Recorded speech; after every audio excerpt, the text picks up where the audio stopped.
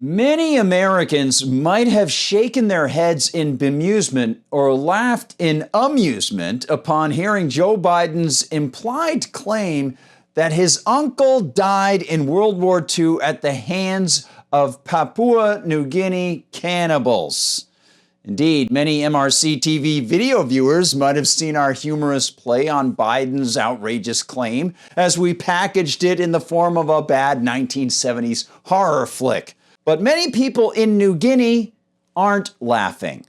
They're outraged by Biden's latest false, reckless remark, and they're speaking up to defend their grandparents. Hi everyone, I'm Gardner Goldsmith for MRC-TV, and here is the absurd and actually quite troubling story. Brady Knox reports on this for the Washington Examiner. Quote, on Wednesday, Biden told a story of how his uncle, Ambrose Finnegan, was shot down while flying a reconnaissance mission around Papua New Guinea in World War II, crashing in an area infested with cannibals. The story contradicted all records about Finnegan's crash, which found that he actually crashed in the ocean due to engine failure. He also claimed a new search had found pieces of the plane when he visited the country, which he never did. Well, clearly Amtrak Joe was just confused. The history of the Melanesian people in then French-dominated New Guinea and New Caledonia, well, it's easy to conflate with Joe Biden's claim that he was a trucker, his claim to have had a family background uncannily similar to that of UK/Welsh Labour politician Neil Kinnock, from whom Biden appears to have utterly lifted a 1980s speech, and of course many other whoppers. And as Biden's lies pile up, reality just seems to warp. So who can figure this one out? Well, Joe's warping of reality and flip act of disrespect aren't taken kindly by the people he has maligned. Quote, the Melanesian group of people who Papua New Guinea is part of are a very proud people, Michael Kabuni, a lecturer in political science at the University of Papua New Guinea, told The Guardian, and they would find this kind of categorization very offensive. Not because someone says, oh, there used to be cannibals in PNG. Yes, we know that. That's a fact. But taking it out of context and implying that your uncle jumps out of the plane and somehow we think it's a good meal is unacceptable, he said.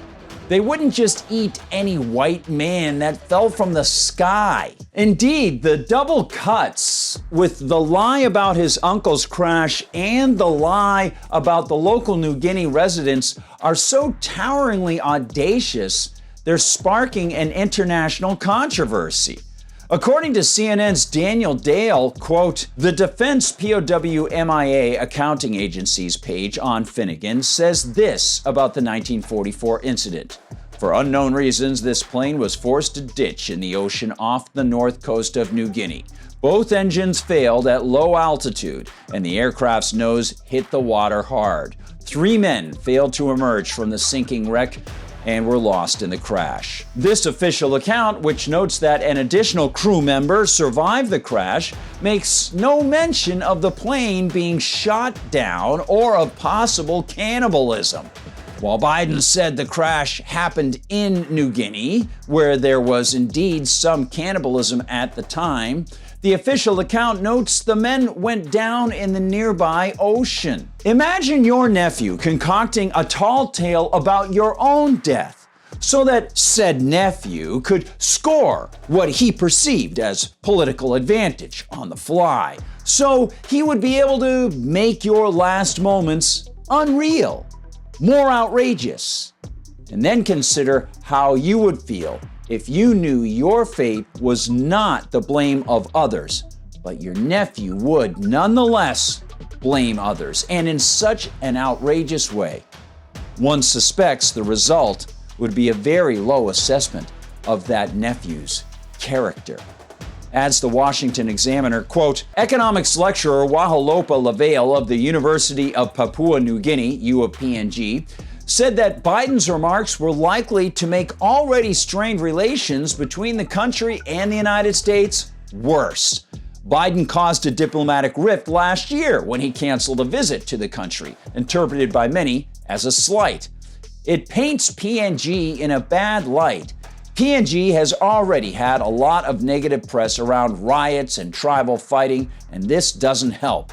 And the claims are unsubstantiated, LaValle said of Biden's cannibal remarks. For a U.S. president to say that, particularly after a lot of deals have been struck with PNG and the work they've been doing in the Pacific, even off the cuff, I don't think that should have been said at all. You know, I can offer some personal background to LaValle's observation because the first I ever heard about the Melanesian people was when my father, Paul, mentioned that he had, get this, played volleyball against the headhunters in the region as he and his fellow servicemen in the U.S. Navy island hopped during World War II. That struck me as so bizarre a set of words to hear, I had to find out more. And he explained. In both New Guinea and New Caledonia, which was named in 1774 by British explorer John Cook, the U.S. naval forces that headed north from Australia to fight the Japanese encountered local tribesmen, and they befriended them. The natives and Americans traded local items for material that the U.S. boys got sent from the mainland, and they talked, the locals using a form of pidgin French English. And of course, the Americans trying to figure that one out. And as my father explained, the local tribesmen would come watch as the Navy boys would play volleyball on their breaks. My father noted that the tribesmen were headhunters, and as numerous news outlets acknowledge, many Melanesian people did engage in cannibalism, mostly in funereal ceremonies, where the deceased was the subject of a pyre and the consumption of his or her flesh was seen as a sign of respect. And yes, this did lead to medical problems. But the actual headhunting mainly was inspired by tribal conflict. And contrary to Biden's absurd claim, the locals didn't mess with the Americans. Why? Because the Americans had firearms. A lot of firearms. Biden, well, he's an old man now. And actually, that means he's had plenty of time to learn how offensive it is to lie, how immoral it is.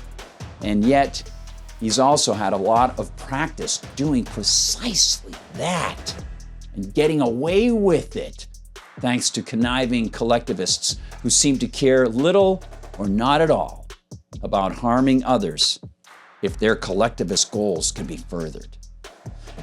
I doubt any of those locals my father met are alive today. But if they are, I hope they know that some of us are speaking up for them and against the perfidious man in the White House. Thanks for watching, everybody. Please like and subscribe. We'll see you on Rumble, where they don't censor us. We'll see you on YouTube as well. Please double check that you're subscribed there. And please share the videos far and wide. A little bit of history in this one. Trying to stick up for some people who've been maligned by a very malignant person. And find us over on Twitter/X, MRCTV there. Go to the Facebook MRCTV page. Check us out on TikTok. Lots of great stuff on TikTok. And of course, you can always find us all the time at MRCTV.org. That's MRCTV.org. Open up another tab, check out what the whole team is doing, see the MRC Store, and please consider contributing to the Media Research Center. You can always use your help. If you want to find me, I'm at Gardner Goldsmith on Gab, and on X, I'm at Gard Goldsmith. For MRCTV, I'm Gardner Goldsmith.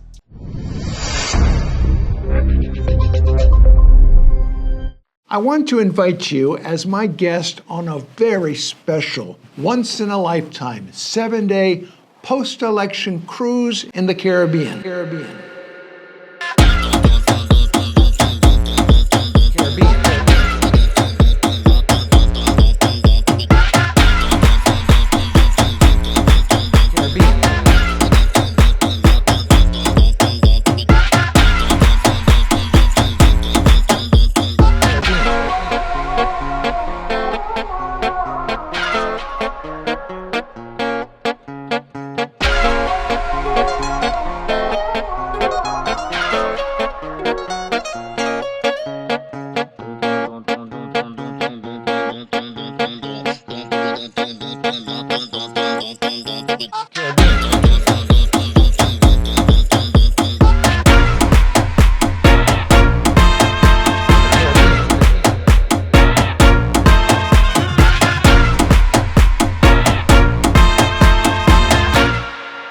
It's going to be a blast.